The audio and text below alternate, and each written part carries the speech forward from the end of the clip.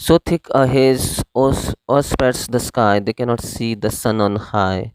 The wind hath blown a gale all day, at evening it hath died away. इस stanza में शायर बता रहे हैं कि जब रैल्फ द रोवर अपने जहाज़ को लेकर, लूटे हुए माल को लेकर स्कॉटलैंड की तरफ चलते हैं, तो उनके जहाज़ के साथ में क्या होता है? एक घना कोहरा आसमान में छा जाता है, ओवर स्प्रेड्स द स्काई, कि उस कोहरे में ना उन्हें सूरज दिखाई देता है, आसमान पर का सूरज भी दिखाई नहीं देता। मीन्स इतना घना कोहरा है, मौसम ऐसा बदल गया है कि सूरज भी दिखाई नहीं दे रहा आसमान में। The wind hath blown a gale all day, सारा दिन आंधी तूफान चलता रहा। गेल मीन्स आंधी तूफान, सारा दिन आंधी तूफान चलता रहा। एट इवनिंग यानी शाम को वो थम गया, लेकिन कोहरा छाया रहा। आगे शायर कहते हैं कांस्ट हियर सेड वन, एक बोटमैन ने कहा कि मुझे सुनाई नहीं दे रहा। द ब्रेकर्स रोर, मुझे आपकी आवाज़ सुनाई नहीं दे रही। मीन्स तूफान, आंधी, लहरों के थपेड़े इतने आवाज़ कर रहे हैं, इतनी ऊंचे उठ रहे हैं कि मुझे लहरों की आवाज़ में तुम्हारी आवाज़ सुनाई नहीं दे रही। For me thinks we should be near the shore, मुझे ऐसा लगता है, me thinks means I think that, कि हमें तो किनारे पर होना चाहिए था, हमें शायद किनारे के पास ही करीब होना चाहिए। Now where we are I cannot tell, अब हम कहाँ हैं हम बता ही नहीं सकते, मैं बता ही नहीं सकता कि हम किस तरफ हैं, हमें समझ में नहीं आ रहा। इस आंधी तूफान की वजह से हमारा जहाज़ अपना सिमत खो बैठा है, हमें समझ में नहीं आ रहा कि हम समंदर के किस मुकाम पर हैं।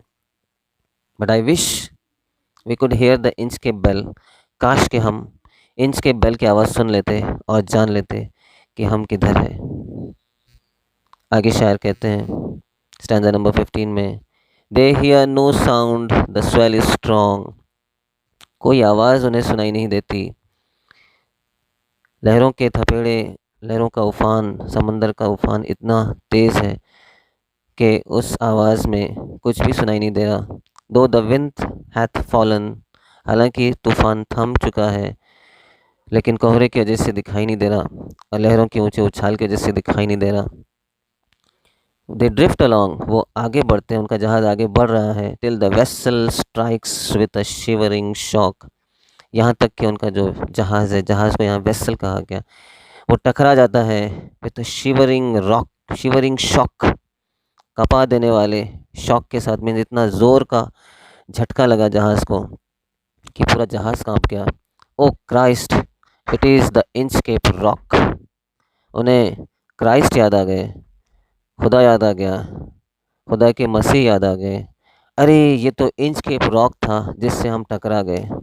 उन्हें उनकी हैरत का ठिकाना नहीं रहा और उन्हें उनके सदमे का ठिकाना नहीं रहा जब उन्होंने ये देखा, पाया कि उनका जहाज़ तो टकरा गया है बुरी तरह।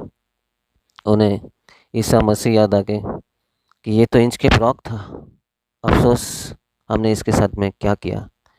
स्टैंजा नंबर 16 में Sir Ralph the rover tore his hair, अफसोस और नदामत में उन्होंने अपने बाल नोच लिए। क्यों किया मैंने ऐसा। He cursed himself in his despair, अफसोस और सदमे में अपने आप को मलामत करने लगे, बद्दुआएं देने लगे। कर्स करना, बद्दुआ देना, यहाँ पे अपने आप को मलामत करना। The waves rush in on every side, अब क्या हो सकता था, अब कुछ नहीं हो सकता था। जहाज़ टकरा गया, टूट गया और हर तरफ से लहरें जहाज़ में दाखिल हो गई, हर on every side. The ship is sinking beneath the tide, लहरों के उफान में, लहरों के थपेड़ों में जहाज़ डूबने लगा। आगे शायर कहता है, but even in his dying fear one dreadful sound could the rover hear, a sound as if with the Inchcape bell the devil was ringing his knell। लेकिन इस मौत मौत के खौफ में भी, डूबने वाला खौफ, मौत के खौफ में भी एक खौफनाक आवाज़ रैल्फ द रोवर सुन सक रहा था। a sound as if with a with the Inchcape bell, उसे ऐसा लग रहा था, उसे रूह को ये महसूस हो रहा था कि समंदर के नीचे बैठा डेविल यानी शैतान उसकी मैयत की घंटी बजा रहा हो, इंच के बेल को लेकर, इंच के बेल बजाकर उसकी मौत की घंटी बजा रहा हो।